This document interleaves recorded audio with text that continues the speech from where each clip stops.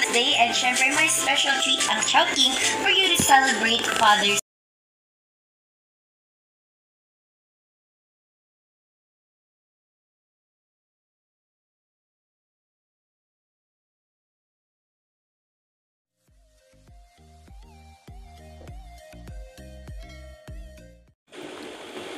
Latest update Kem Chu sa kanyang IG post about sa Laureate Chowking.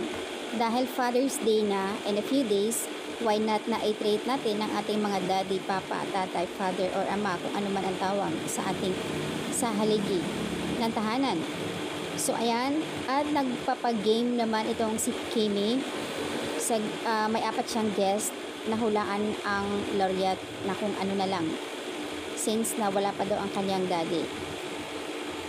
So ayan, nakaka-happy naman nang makita na naman ang energetic ni Kim. Despite sa kanyang pagka-busy in fairness naman, galing sa Dubai, may konting shoot and then ito na naman ngayon na kahit ano ang busy nga naman ni Kim, pagdating sa kanyang endorser talagang ni-remind niya, nagkaroon siya ng time para sa lahat. Kapansin-pansin naman ng mga netizens ang kanyang katawan na sobrang pagpayat. Pero ito payo ng karamihan, mga solid fan niya na ayon sa kanila konting taba dahil sobrang payat na nga nakikita yung mga buto na nga ni Kim. At syempre, si Kim naman talaga ay payatin kasi nga dahil sa kanyang sobrang hindi lang sa busy sa trabaho at nag-workout pa yan every other day.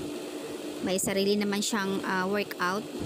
And then syempre sa kanyang mga ganap, kaya kahit ano ang takaw niya, pero nakakabilib din niya kasi yung pagkapayat niya, energetic siya, hindi siya yung tamlay. Yun yung kagandahan sa kanya. So ayan guys, yung update, malapit na nga ang Happy Father's Day para sa mga ama na andito pa.